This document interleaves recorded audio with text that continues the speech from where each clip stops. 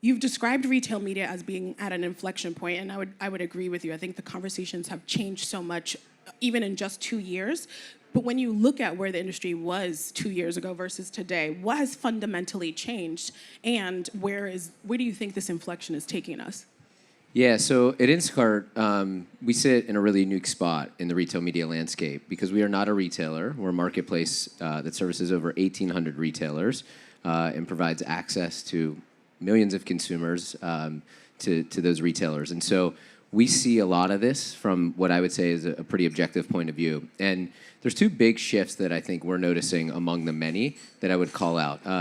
First and foremost, retail media a couple years ago was still a search business in many ways. It was, hey, you're gonna buy your search business, you're gonna get an immediate ad, and voila, let's drive bottom of the funnel. And I think you're seeing, not only is that evolving, but as a result of that changing, there's now over 250 retail media networks. And so if you ask a brand, one of their biggest challenges is, how the hell do I get to know all these? How are they differentiated? How do you help us? So I think what you're going to see is us going from the proliferation phase to a consolidation phase. And this is kind of like the tape on repeat from things that have happened in our industry before, but we're already starting to see that. And we sit in a spot where we think, because of what we provide, this marketplace, and the fact that we have retail technology to help many of these smaller to mid-sized retailers bring their ad business to bear and create a unified, simplified way for brands to buy against many of them, we'll be able to give brands an advantage. And then the second big thing I would say, and this is really core to my world,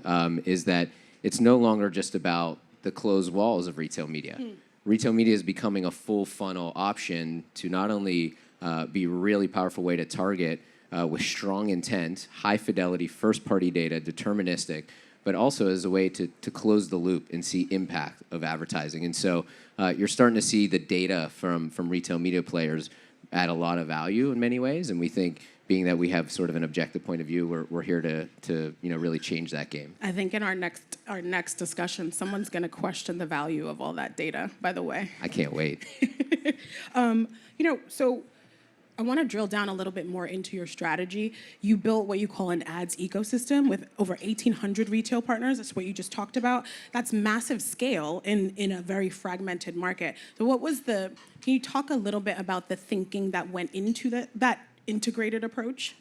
Yeah, so interesting, not to give a history lesson, so I'll be brief, but had we talked, let's say, half a decade to a decade ago, we were seen very much as a last mile delivery provider. And what we really are is a retailer technology company. And so we have a lot of assets that retailers actually use so they can play and participate in a more modernized retail media environment. And so we're starting to see this kind of really come to a head where we're building this ecosystem, providing tools and technology to many of the retailers to not only be their delivery and fulfillment providers, but to also bring their ads business to a market and thereby also bringing the demand from brands to them all through our platform. And so, we think we can play a really unique role, again, in sort of that coming together with our ads ecosystem. And I will tell you, we've also seen in that same time working with, let's say, 1,000 brands to over 7,000 brands now.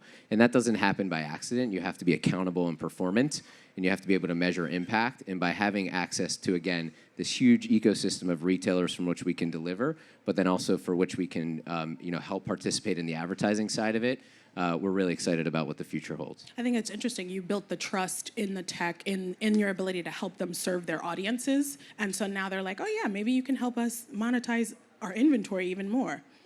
Let's talk about your off-platform strategy. You've integrated with Google, Meta, NBCU, Roku, and now The Trade Desk. How do you decide which media partnerships are worth the investment? Because it's not inexpensive to do a partnership or an integration. And what makes these different than traditional data partnerships? Yeah, totally. I wish you could just hit an easy button, right? It's not like that. I think for us, first and foremost, we want to go where the brands see the most demand in action and where they want us to play and where we can add the most value. And so when we select which providers agree with us to come along this journey and the partner side, we want to make sure that, number one, there's a role to play for brands to drive outcomes, but number two, where we can have a moat and be differentiated. And so for us, in the announcement we made with Trade Desk last week, for example, we're going about this very differently. So we're trying to take an approach where we provide our data fully integrated first RMN with our full grocery selection to be pushed into the trade desk for self-serve. So a brand can buy the data. Thank you, Jeff, and the trade desk team for the partnership. The brands can buy the data in the way they like it through the platform, out of their seat, in a permissioned, privacy-safe way. And importantly, they can also tap into closed-loop measurement. Again, all in a self-serve way, and this is super key because if we went a different route, we wouldn't be able to provide the buyer simplicity that is at its core. We always want to make sure that our data is going to drive incremental reach and accretive outcomes. We always want to make sure that the measurement is going to be able to tie to performance and help brands optimize, which is what this integration does. But as importantly, and I think this is where we've really stood out in our partnership with the likes of the Trade Desk and what we announced this week with Pinterest, is we're doing it in a way that is transparent and that brands have democratized access, provided their permission, and they can do it with all the amazing tools and benefits that platforms like the Trade Desk and Pinterest and others have built that brands want to use. So measuring frequency, brand safety controls, all of that. We want brands to be able to use our data in a way that drives their business in the way they want to buy. And that's really been our approach. And it's exactly what we signaled with Pinterest this week as well. Well, it's like there's two benefits, right? There's the trust and the transparency of the partners they already work with. That means you also don't have to build all of that tech yourself in-house. I mean, you have built a ton of it in and of itself, but it's nice to perhaps partner and not have to take on all of that burden. But let's talk about kind of the closed loop attribution and the measurement. You talked about using the first-party data to optimize off-platform campaigns and then measure them. Can you walk us through what that looks like? Because there isn't an easy button for that. Yeah, I guess what I'll start with is it's our core belief that to be successful in the data space off-platform, you should also be driving incrementality and actually accretive benefits as a retail media network. So before I get to measurement, I'll talk about kind of our quick journey there. So what we've been really excited about is if you think about our core consumers and our user base from which we have our data that pulls through for audience segments, we have a really, really incremental audience. Extremely incremental when you compare it to brick and mortar, and extremely incremental when we've compared it in case studies and such to other first-party audiences or other retail media audiences. And that's great because what that allows us to do is be accretive and complementary to the existing plan, not to say, hey, use us or them, use us instead of them. But if you don't use us, there's a good chance you're not going to reach the right people to grow your household penetration with these highly influential online digital-first consumers. And with that, we have said, okay, great, we feel really good about it, but it's still we're still accountable to show in our measurement that it works.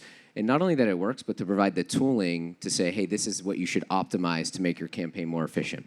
So in the example, again, with the Trade Desk that you're asking about how it works, we call a conversion API with them, and you can actually tap into in-flight during a campaign to see what is the return on ad spend. That's not to say that it should be the same vector through which you look at your on-platform spend, because those are two different environments and objectives. But it's a signal to say, with high fidelity, this is where you're at today. Here are the things you can do to improve the outcome of your campaign. And we think, as you look forward in the future, retail media networks are going to have to become more and more accountable to say how and why are they incremental, and how is it driving outcomes, and how can you make those outcomes accretive in a live environment. And that's exactly what we're doing with the Trade Desk as well. I'm very glad that you brought that up, because I think there are hundreds of 250 and counting retail media networks competing for the brand dollars, and I do think you have to differentiate yourself. I do have a kind of tricky question though. So you position Instacart as helping to eliminate the complexity, but doesn't adding a different set of partners kind of contribute to the complexity? How do you reconcile those two? Yeah, I think where we look at it is, again, for us, we've had to prove all along that our incrementality, and we've always had to prove to brands, even on our own platform, it's up to us to show them when you invest in your advertising on our own platform, how are we going to drive incremental growth for you in addition to brick and mortar? How are we going to reach people that you're not already going to reach by investing in directly with brick and mortar providers?